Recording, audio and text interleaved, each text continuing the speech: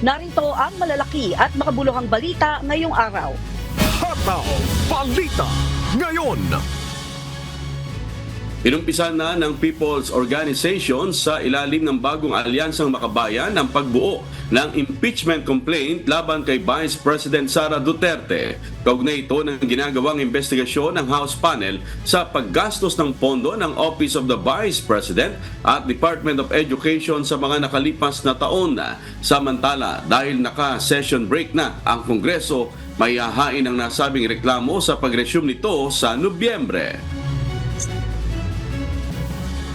Yung iba't ibang mga people's organizations under Bayan are now studying the possibility of filing an impeachment complaint, and the drafting of the complaint has started. Ang catch-all naman talaga na ground dyan ay ang betrayal of public trust. Ba? Yung mga ginawa niya. Ngayon, prioridad para sa pagtingin ng bayan muna na mamamayan ang mag-file ng complaint. At mga people's organizations yan. At hindi kami mangingiming susuporta dyan. Hataw Balita ngayon.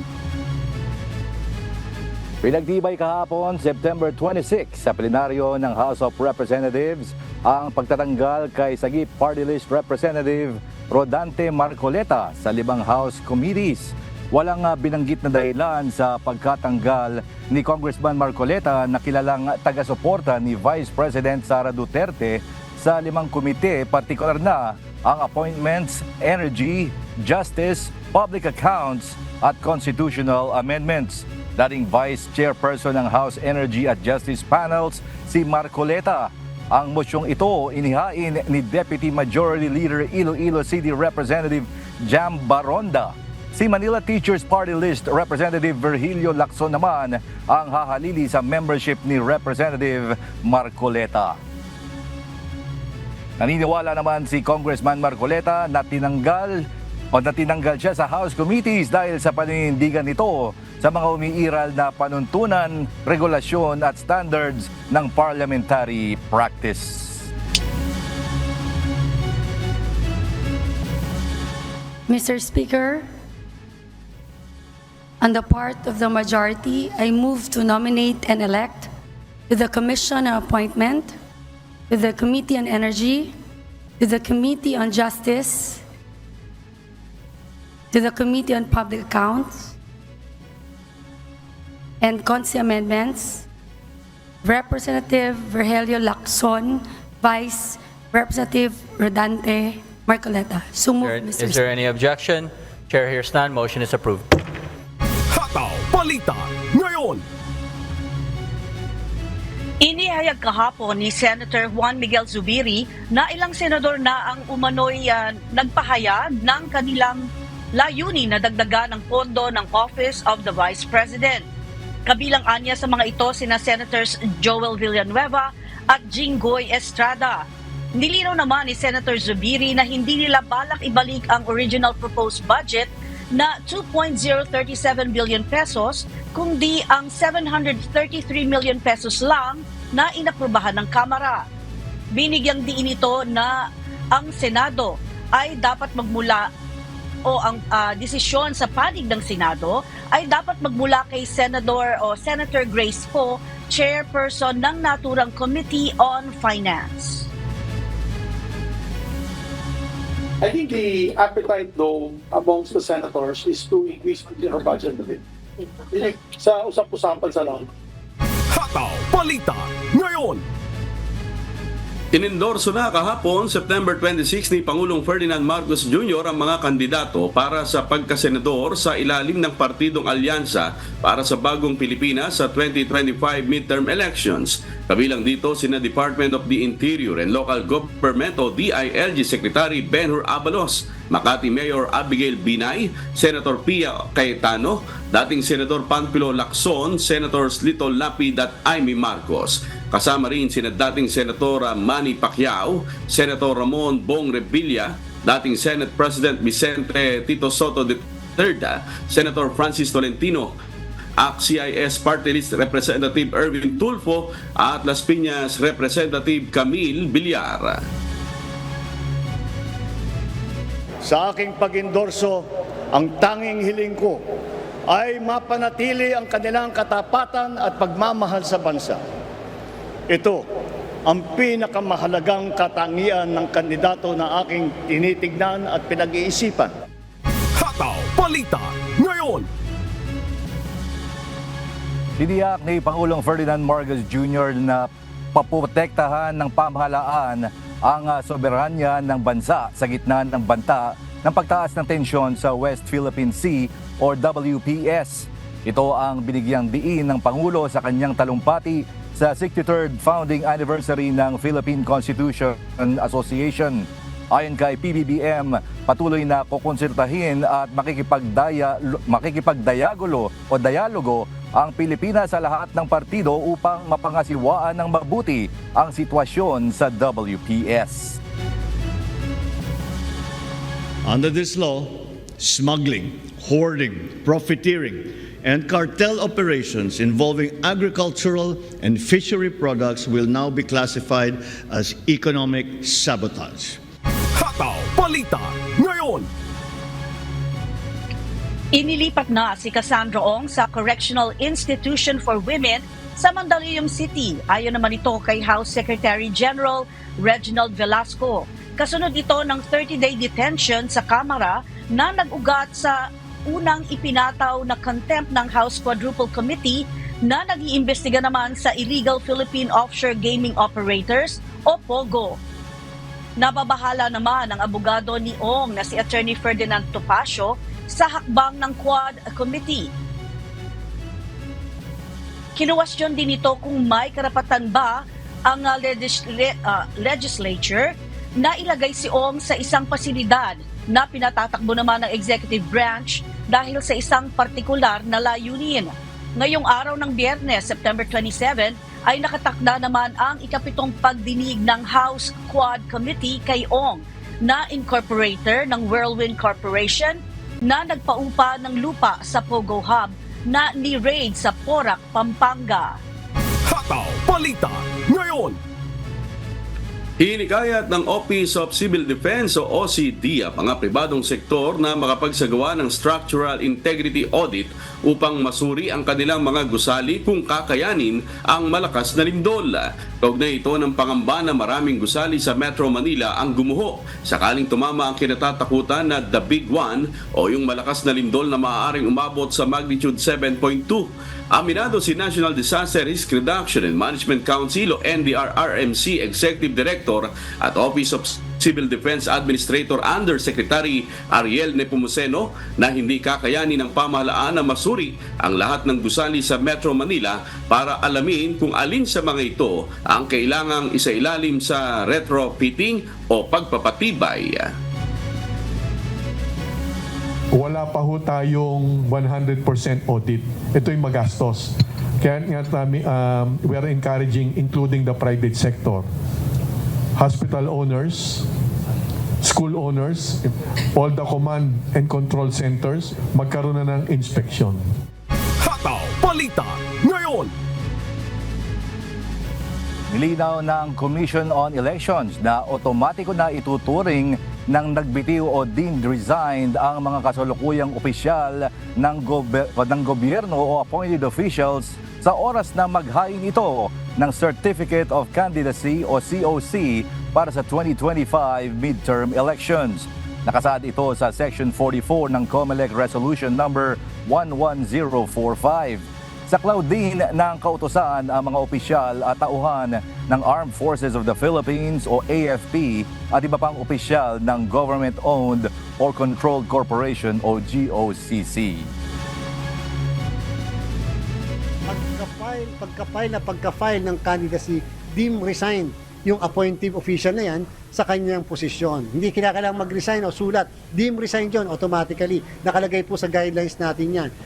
Hataw Balita ngayon. Nilagdaan na ni Pangulong Ferdinand Marcos Jr. kahapon, September 26, ang Anti-Agricultural Economic Sabotage Act. Sa ilalim ng bagong batas na ito, ituturing ng economic sabotage ang smuggling at hoarding ng agri-products kung ang halaga ng produkto ay umabot ng higit sa 10 milyong piso. Parusang habang buhay na pagkakakulong at malaking multa ang posibleng kaharapin ng mga mapapatunayang sangkot dito. Under this law, smuggling, hoarding, profiteering, and cartel operations involving agricultural and fishery products will now be classified as economic sabotage, a non-bailable offense punishable by life imprisonment and fines up to 5 times the value of the goods involved. Hataw Balita ngayon. Nababahala na ang isang senior advisor sa Japan Ministry of Defense sa kasalukuyang sitwasyon sa Indo-Pacific region. Kasunod ito ng matagumpay na pagsasagawa ng China ng publicized ICBM test fire sa Pacific Ocean. Ayon kay Yasuhiro Takami, senior advisor to the Ministry of Defense, may tuturing na seryoso ang sitwasyon sa rehiyon at dapat magkaisa ang mga bansa upang pigilan ang anumang banta sa seguridad. そういう思いは帰国と And with regards to this situation, what we can say is we are on the same understanding of this threat, and with regards to the way of working on this together, we would like to have we share the same value, and we would like to cooperate with each other on working towards such threat. Hataw Balita ngayon.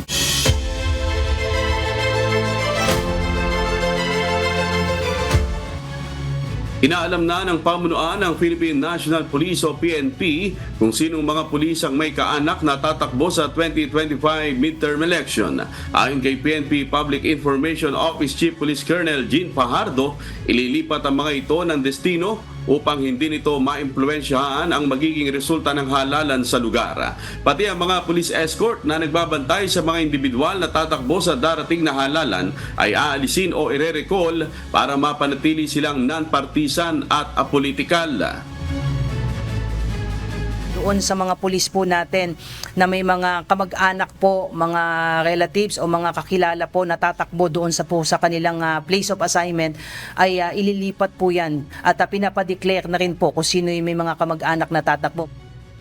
Pagka sumasailalim po tayo sa electoral process, definitely part po yan ng pag-recall po. Kasama na po yan yung mag-recall po ng mga security kasi we don't want to happen po na itong mga, although they are authorized to provide security detail po doon po sa may mga under threat po, but during election period ay nire-recall po talaga yan so as not to give impression na may pinapabukan po tayo.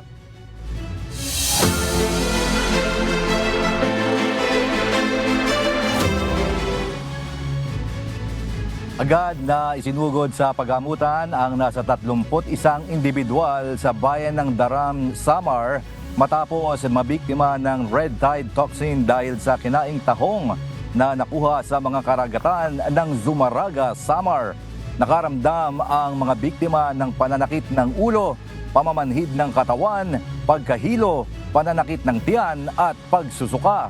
Ayon sa Department of Health, 21 sa mga biktima ang isinugod sa Provincial Hospital sa Catbalogan City habang dinala naman ang 11 sa Rural Health Unit dahil sa minor symptoms. Batay sa pinakabagong Shellfish Bulletin ng Bureau of Fisheries and Aquatic Resources o BFAR, 7 karagatan sa Eastern Visayas ang apektado ng red tide, kabilang ang Daram Island, Zumaraga Island, Cambatutay Bay, Matarinaw Bay, Irong-Irong Bay, Maqueda Bay at Carigara Bay. Paalala ng BFAR sa mga residente, iwasan ang pagbili, pagbebenta at lalo na ang pagkain sa lahat ng uri ng shellfish at alamang na makukuha sa mga nasabing mga karagatan para hindi mabiktima ng red tide.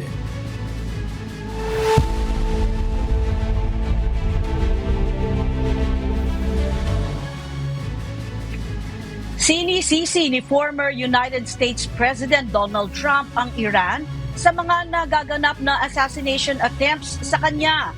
Nagbabala rin ito na pasasabugin niya ang mga lungsod ng mga nambobomba kung siya ay muling maluluklok sa pagka-presidente. Ito ang humahataw na balita ni Bianca Quijano. Hataw Balita ngayon. Mas hinigpitan pa ng Secret Service ang kanilang pagbabantay kay former United States President Donald Trump nang makatanggap ng impormasyon sa tangkang pag-assassinate ng Iran sa dating Pangulo. Nakipagpulong ang Office of the Director of National Intelligence kay Trump at sa kampo nito tungkol sa mga seryosong banta sa kanyang buhay. Sa isang pagtitipon sa North Carolina, nanindigan si Trump sa kanyang kampanya na ang kailangan ng Estados Unidos ay isang klase ng lider na handang pasabugin ang mga syudad na nagsasapanganib sa kanilang bansa. Matatandaan na noong ika-13 ng Hulyo, isang shooting incident ang nangyari sa campaign rally ni Trump kung saan tinamaan ito sa kanyang tenga. Makailang sinabi ng Iran na gaganti sila sa ginawang pagpatay kay Qasem Soleimani, ang commander ng Iranian Military Islamic Revolutionary Guard, COR, noong Enero 2020. Napatay ang Iranian leader matapos ang utos ni Trump noon ng drone attack habang ito ay nasa paliparan. Sa ngayon, iniimbestigahan pa rin ng Federal Bureau of Investigation o FBI ukol sa nangyaring assassination attempt nitong July sa Butler, Pennsylvania, at ang nangyari naman sa panimula ng Setyembre sa Trump International Golf Club sa Florida. Bianca Quijano, humahataw sa Balita Ngayon. Hataw Balita Ngayon. Mahigit 30 commercial flights mula sa Beirut na kabisera ng Lebanon ang kinansela nitong Martes, kasabay ng lumalalang sitwasyon sa seguridad ng rehiyon. Ito ang humahataw na balita ni Early Briones. Hataw Balita Ngayon. Nagmamadali ang mga Australiano na makaalis ng Lebanon matapos magbigay ng pahiwatig ang Israel na balak nitong magsagawa ng ground invasion sa katimugang bahagi ng bansa. Kapag natuloy ito, asahan na ang lalong pagtaas ng tensyon sa pagitan ng Israel at Hezbollah na matagal nang nagpapalitan ng putok at mas tumindi pa ngayong linggo.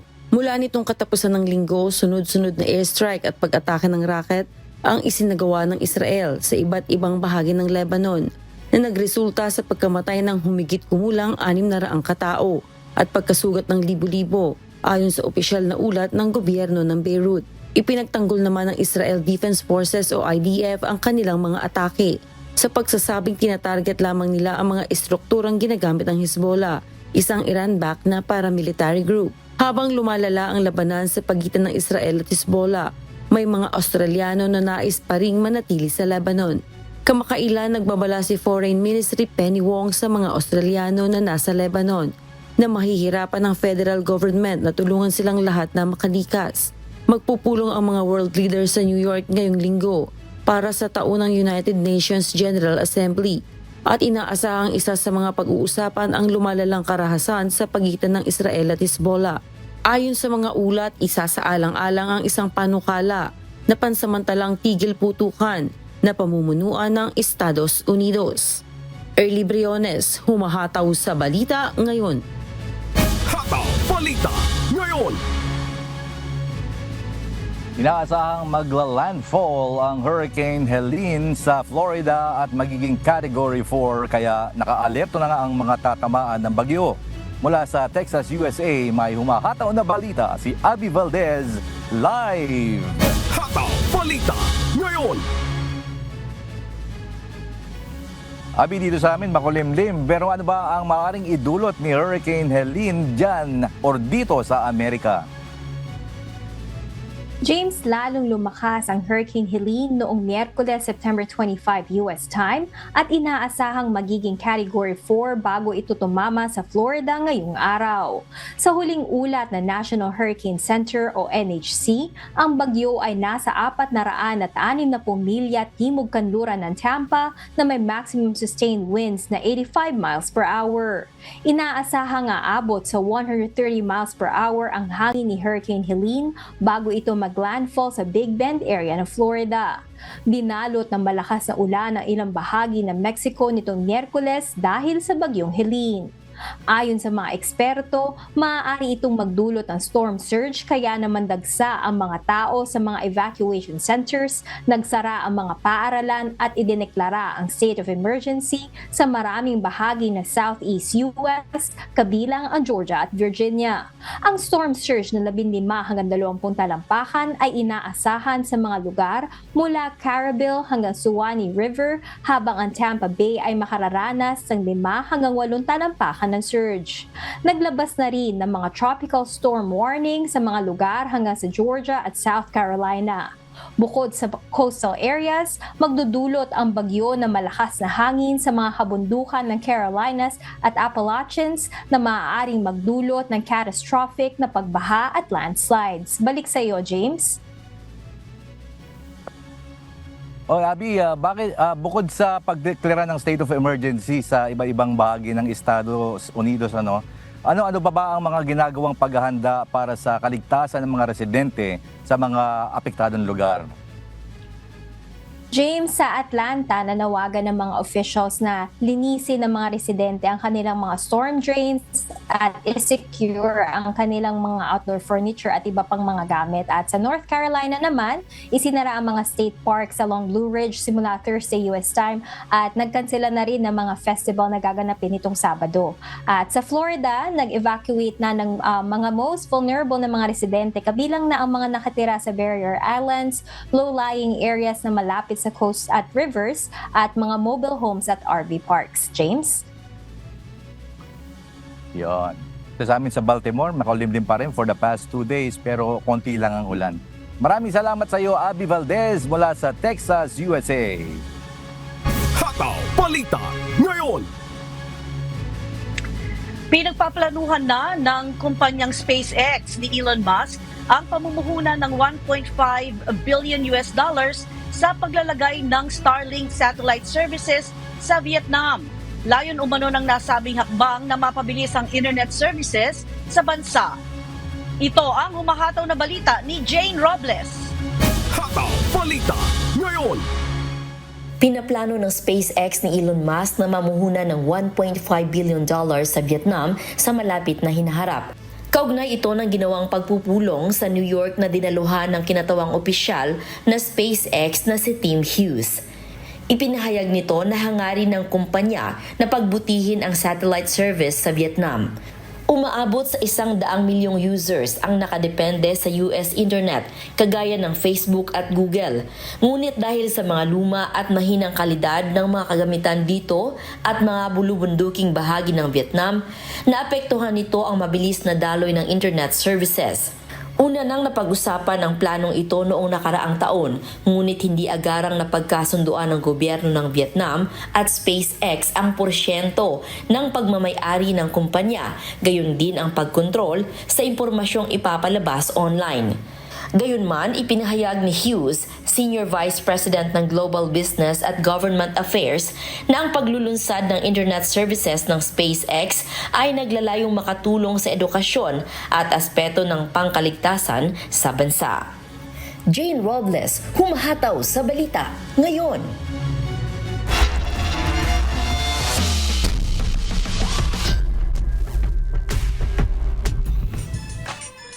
Nakabuelta ang AFP Cavaliers laban sa GSIS Furies matapos talunin sa knockout game sa semifinals ng UNTV Cup Executive Face-Off. Dahil sa panalo, sasabak na sa finals ang AFP Cavaliers kontra sa defending champions Tenet Sentinels. Si Bernard Dadis humahataw.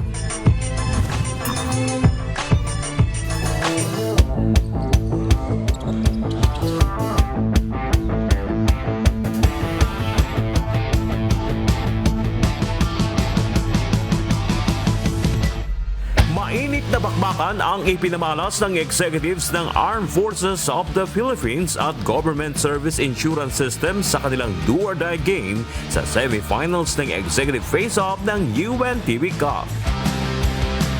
First quarter, kumayod ng combined 11 points si Michael Beran at Homer Garcia para sa GSIS. Subalit bumomba ng 4-3 si Lieutenant Colonel Edwin Parcia para pangunahan ng AFP sa 2 points advantage, 22-20. Second frame after 5.5 minutes, deadlock at 27 points. Si Homer Garcia pa rin ang main gunner ng GSIS, scoring additional 8 points sa quarter na ito. Pinapata naman ito ng depensa ng Cavaliers para mapuwersa ang Furies na mag-commit ng 11 turnovers at maagawan ng bola ng 6 na beses. Kaya naman kontrolado pa rin ng AFP ang momentum at the end of first half, 40-36. Third kanto umakyat sa 10 points ang hinahabol ng GSIS, 1.5 remaining bago naibaba ng konti sa 9 points, 58-49. Si Navy Commander Larry Necesito naman ang rumatrap dito ng 8 points para mapanatili ng AFP ang kanilang kalamangan. May additional 8 points naman si Homer Garcia na iniinda na ang cramp sa left leg. Last quarter, lumobo pa sa 15 points ang abante ng AFP after 6-0 run makalipas ang 3 minuto. Sa kabila ng pagod, nagpamalas pa rin ng never say die spirit ang GSIS. Subalit kinapos na sila ng oras at tumunog ang buzzer sa final score na 69-61. Dinumina ng Cavaliers ang rebound with 15 boards sa fourth quarter kontra sa 7 lamang ng GSIS. Dahil sa panalo, pasok na sa finals ang AFP at makakalaban ang defending champion Senate Sentinels. Best player of the game sina Navy Commander Larry Necesito na pumutok ng 14 points at 7 rebounds. At si Lieutenant Colonel Edwin Parcia na kumamada ng 17 points, 9 rebounds at 2 steals. Yung previous na mga games namin, natalo kami dahil sa depensa. This time, nag-step up kami. Nag-focus kami ngayon sa depensa. Pagdating sa opensa, wala namang problema. Then, ayun, kailangan namin mag-step up dahil yung mga ibang big man namin, nag-refocus kami ulit kasi yung isang problem namin is communication. This time, nag-focus kami sa communication. Talagang pinaghandaan kami. So, naghanda rin kami kasi kailangan namin finals. Kung kakailangan pa ng 175 to 200, Todo ko na yan. Ito na ang kalawang finals appearance ng AFP na tinalo ng PNP noong nakaraang season sa semifinals. Nagpasalamat naman ang AFP sa GSIS na pinahirapan sila na makuha ang finals ticket at sa lahat ng sumuporta sa kanilang koponan. Yung GSIS, nung una tinalo kami tapos talagang maganda yung laro ngayon. Match-match lang, tapos pinag-usapan talaga yung depensa. Tsaka yung teamwork, yun yung nagpapanalo sa amin. Please watch the championship between the Senate and the AFP Cavaliers. See you on 30 September 2024. Ang Camp General Emilio Aguinaldo Station Hospital na tumutulong sa mga sugatan at may sakit na sundalo ang beneficiary ng AFP Cavaliers. 1 million pesos ang makakamit ng magkakampyon sa finals sa pagitan ng AFP at Senate sa darating na Lunes, September 30 sa Araneta Coliseum. Burger Daddies, humahataw sa balita ngayon.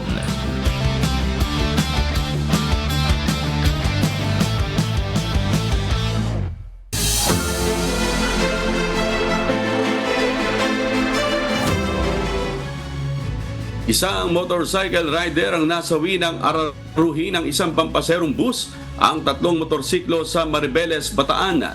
Idineklara namang dead on arrival ang isa pang biktima ng isugod nito sa ospital. Si Mel Aquino, humahataw.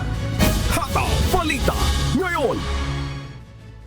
Dead on the spot ang isang driver ng motorsiklo na kinilalang si Joel Ginto, habang dead on arrival naman sa Maribeles District Hospital ang isa pa na kinilalang si Alexander Di Mapiles matapos na banggain ng isang pampasahirong bus sa Maribeles, Bataan. Sugatan naman ang 2 pang biktima na kapwa isinugod sa Maribeles District Hospital. Batay sa investigasyon ng Maribeles Municipal Police Station, kapwa tinatahak ng mga ito ang daan patungo sa Maribeles Authority Freeport Area of Bataan galing sa Sigsag Road nang tangkaing magpalit ng gear ang pampasaherong bus na minamaneho ni Emiliano de Lara. Gayunman, hindi umano ito gumana kung saan nanatili lamang ito sa neutral hanggang sa hindi na kumagat ang preno kaya nabangga ang 3 motorsiklo. Dito sa may Sigsag, papunta ng sakop ng area ng AFAP ito eh. Itong minibus, according sa driver, habang siya ay mag-change gear, ay nawalan ng gear yung kanyang sasakyan at napunta lang sa neutral. Nung ina-apply niya na yung brake, dahil pababa nga yung kanyang travel, ay nawala na siya ng control sa brake. Hanggang sa according sa kanya, hindi na nag-apply yung brake. At doon naman nagkataon, habang pababa na siya, sa harap niya may tatlong motorcycle. Yung dalawa sa motorcycle, yung driver nun, ay yung isa on the spot napatay. Yung isa naman, habang nung dinala sa ospital, doon ay tinignan dead on arrival. Nasa kustodiya na ng Maribeles Police ang driver ng bus at maaharap sa kasong reckless imprudence resulting in double homicide, physical injury and damage to property. Paalala naman ng mga otoridad sa mga motorista, palaging siguruhin nasa maayos na kondisyon ang mga sasakyan bago bumiyahe upang makaiwas sa matinding aksidente. Mel Aquino humahataw sa balita ngayon. Hataw Balita ngayon. Ipinag-utos ng Bulacan Provincial Veterinary Office sa mga munisipyo at bayan sa Bulacan na magtalaga ng kani-kanilang lugar kung saan papatayin ang maharang na mga baboy na infected ng African Swine Fever o ASF sa mga checkpoint. Si Nestor Torres humahataw. Hataw Balita ngayon. Dahil sa mga kaso ng African Swine Fever sa probinsya, ipinag-utos na ng Bulacan Provincial Veterinary Office sa mga munisipyo at bayan sa lalawigan na magkaroon ng kani-kanyang condemnation area o paglilibingan ng mga baboy na apektado ng ASF. Base sa tala ng Bureau of Animal Industry, umabot na sa mahigit 500 barangay at higit 120 munisipalidad sa bansa ang nakapagtala ng kaso ng ASF. Sa Bulacan, ang mga lugar ng Santa Maria, Bukawi at San Jose del Monte City ang nakapagtala ng tinamaan ng ASF sa mga alagang baboy. Kasi kung saan mahuli yung positive doon sa bayan na yun siya i-condemn. Yun naman talaga nagiging protocol natin. Kung saan yung bayan na mag-positive, doon siya i-condemn. Ayon kay Agriculture Assistant Secretary Dante Palabrica, sang-ayon siya sa pagkakaroon ng sariling disposal area ng mga bayan. Kailangan lang na bago ilibing ang mga baboy ay siguraduhing dumaan sa pagsusuri ng Bureau of Animal Industry. Kapag nahuli sa checkpoint, hindi naman yan itinalagay lahat sa isang lugar. For example, nahuli sa Batangas, doon binabaon yun. Mas maganda yun para hindi na ilabas yung mga baboy at right there and there. Pero kailangan i-test nila kung positive o negative. Samantala, siniyak naman ng Bulacan Police Provincial Office na maigpit ang kanilang pagbabantay sa mga entry at exit points sa probinsya upang hindi makalusot ang mga delivery ng baboy na walang kaukulang permit. At least nakalatag pa rin yung pulis natin na kung sakaling may manggaling sa ibang probinsya, at least ay ma-check natin. Laging nakalatag po yung ating checkpoint. So kung ano po yung kahigpit namin noon na magbantay, ay ganun pa rin po. Patuloy pa rin yung ating seminar about biosecurity para masigurado na tumimo sa isip ng mga kababayan natin yung kahalagahan ng pag-iiwas at pag-iingat para hindi sila tamaan ng sakit. Samantala, sang-ayon naman ang ilang alkalde sa Bulacan ukol sa paglalagay ng sariling condemnation area. Subalit isang hamon ang makahanap ng lugar na malayo sa residential area. So ngayon wala kami lugar para sa ganun. Wala kami. Dati talagang ginagawa sa mga sariling farm. Talagang pinubliga natin sa sariling lang. Kaya lang ginagawa, binabol lang. Kaya nga iba nagreklamo na. Nestor Torres, humahataw sa balita ngayon.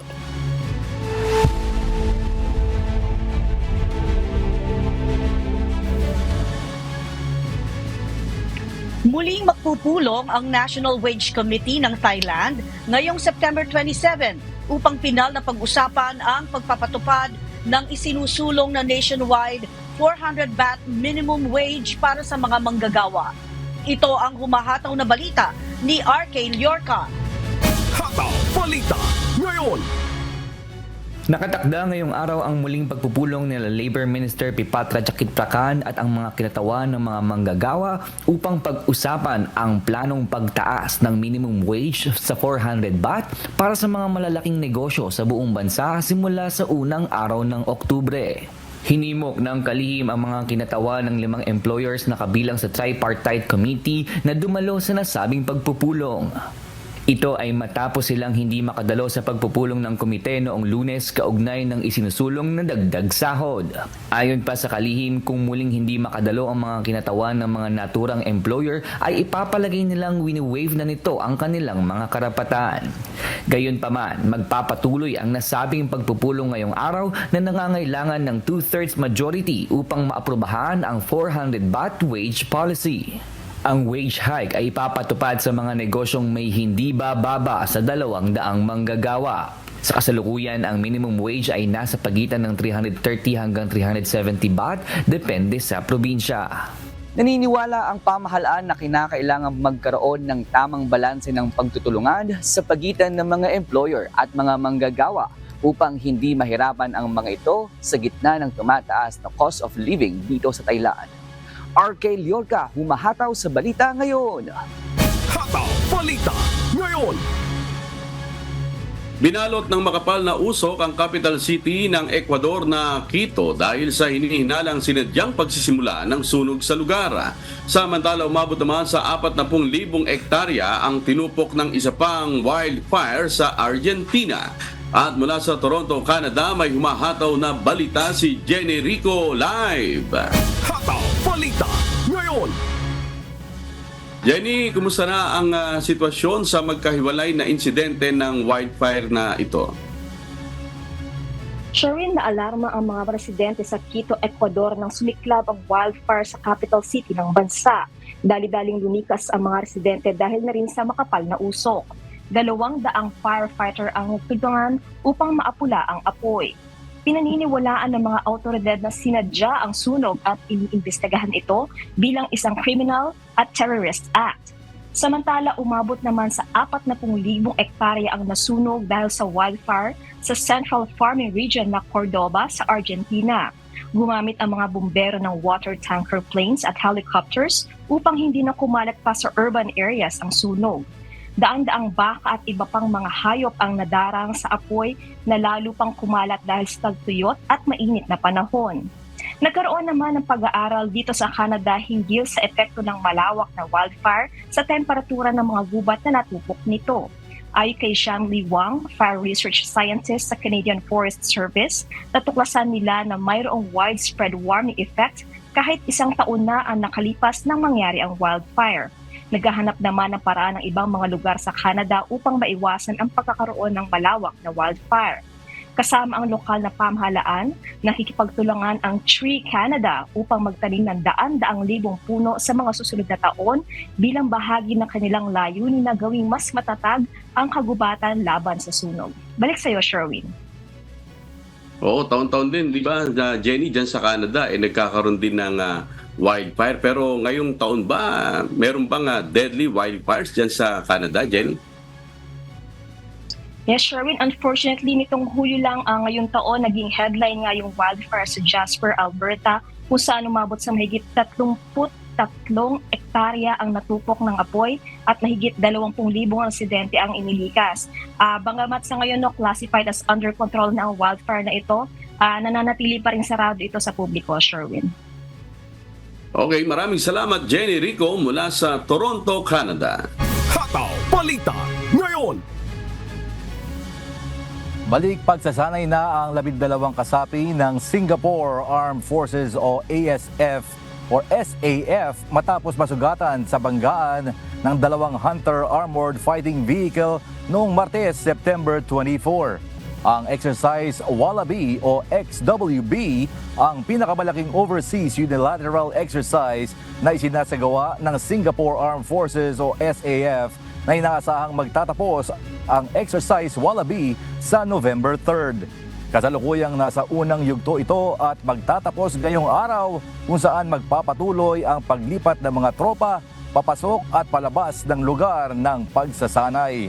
Kasali rin sa kauna-unahang pagkakataon sa XWB, ang pinakabagong serbisyo ng Singapore Armed Forces, ang Digital and Intelligence Services. Binuo ito noong 2022 upang kontrahin ang lumalawak na panganib ng cyber attacks at disinformation. Hataw Balita ngayon! Tampok sa pinakabagong exhibit ng Gardens by the Bay, ang isa na namang maipagmamalaki nating mga Pilipino na sumasalamin sa tibay at kagandahan ng relasyon ng Pilipinas at Singapore. Ito ang humahataw na balita ni Tracy Advincula. Hataw Balita ngayon! Isang makulay at bagong exhibit ng Gardens by the Bay sa Singapore ang binuksan sa publiko na may temang Gardens by the Bahay Kubo, a fiesta of orchids bilang paggunita sa ika-55 anibersaryo ng diplomatikong relasyon sa pagitan ng Pilipinas at Singapore. Sa exhibit, makikita ang isang bahay kubo sa gitna ng mahigit 40 uri ng orchids, kabilang ang Vanda, Dendrobium at Phalaenopsis na kumakatawan sa kagandahan ng mga orchids mula sa Pilipinas. Dinaluhan ang pagdiriwang ng mga kinatawan ng ating bansa, kabilang sina Department of Migrant Workers Secretary Hans Kakdak at Philippine Ambassador to Singapore Medardo Macaraig. Bukas sa publiko ang Gardens by the Bahay Kubo, a fiesta of orchids hanggang January 2025. Hindi maikakaila na napakayaman at natatangi ang kulturang Pilipino. Patunay ito kaya patuloy na kinikilala ang kultura natin saan mang panig ng mundo. Tracy Advincula, humahataw sa balita ngayon.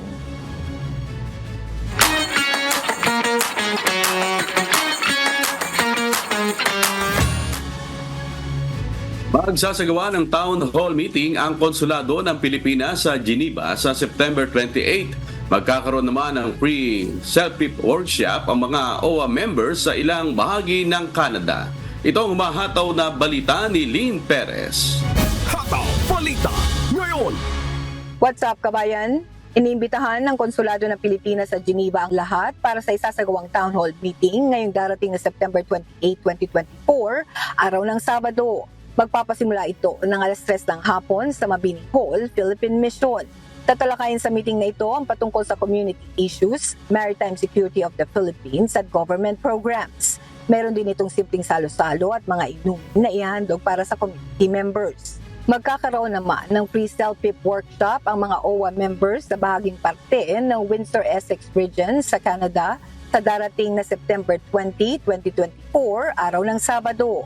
Ilan sa mga lugar na mapagkakalooban ng workshop na ito ay ang bahagi ng Windsor, Leamington, Amherstburg, Essex, Kingsville, Lakeshore, LaSalle, Tecumseh, Pili at Chatham-Kent. Magpapasimula ito ng alas 8 ng umaga hanggang alas 5 ng hapon. Limitado rin ang slots na available para sa workshop na ito. Kaya't kung kayo ay interesado ay bumisita lamang sa Facebook page ng OWA sa Toronto, Canada para mag-register.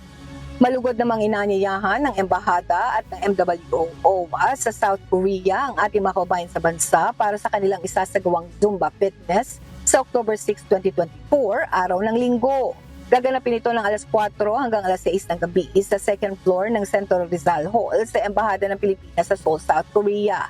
Limitado lamang ang slots para sa session na ito, kaya't kung kayo ay interesado ay bumisita lamang sa link or scan ang QR code na makikita sa Facebook page ng Embahada sa facebook.com/PH in Korea para mag-register.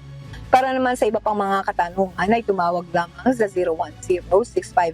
010-6598-988, 010-279-28971 o sa 010-742-0698. Samantala, magsasagawa naman ng Philippine Consulate sa Honolulu ng 6th iteration ng Filipino Food Week na gaganapin sa October 15 hanggang 21 kasama ang buong restaurant sa Hawaii at American Samoa kasabay ng pagdiriwang ng Filipino-American History Month.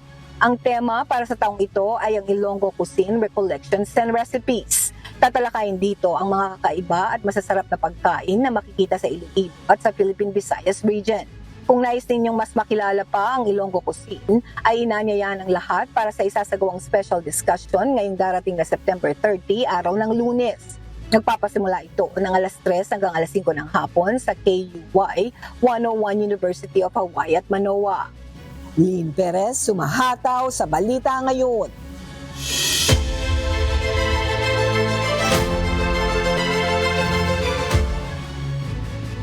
Formal nang nanumpa si First Lady Liza Araneta Marcos bilang bagong miyembro ng Philippine Constitution Association Incorporated or PhilConsa. Ang PhilConsa ay isang non-stock, non-profit organization na binubuo ng legal experts at civic leaders. Bukod sa unang ginang, kasabay ng ika-63 anibersaryo ng organisasyon, nanumpa rin bilang bagong miyembro nito sina Chief Justice Teresita De Castro at Attorney Michelle Lazaro. Hataw Balita ngayon! Hinimok ni Vice President Sara Duterte ang mga mambabatas na itigil na ang paggamit ng mga testigo na walang kredibilidad sa mga pagdinig ng Kongreso. Ito ay kaugnay ng aligasyon ni former DepEd official Gloria Mercado ng pagtanggap niya umano ng 9 na sobreng may laman na pera mula sa tanggapan ng pangalawang Pangulo. Sa isang pahayag na inilabas ni Vice President Sara Duterte kahapon, September 26, tinawag niya itong political machinery laban sa kanya. Inihayag din ng Vice Presidente ang mga naging dahilan umano ng pagkakaalis sa pwesto ni Mercado sa Department of Education.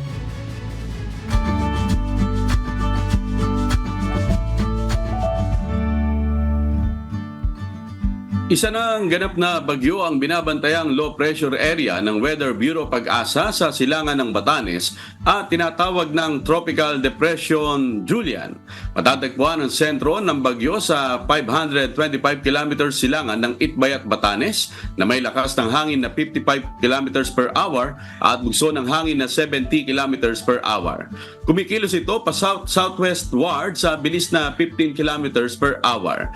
Bagamat hindi nakataas ang tropical wind signal cyclone sa anumang lugar sa bansa, inaasahan pa rin magpapaulan si Julian sa Northern Luzon, partikular sa Cagayan Valley. Muling pinapayuhan ang mga nasa mababang lugar na mag-ingat sa mga posibleng pagbaha at pagguho ng lupa dulot ng malalakas na pag-ulan. At sa aming ibabahaging mga salita ng Diyos na ating sandigan mula sa unang Pedro Kapitulo 2, talatang 24. Na siya rin ang nagdala ng ating mga kasalanan sa kanyang katawan sa ibabaw ng kahoy, upang pagkamatay natin sa mga kasalanan ay mga buhay tayo sa katwiran, na dahil sa kanyang mga sugat ay nangagsigaling kayo.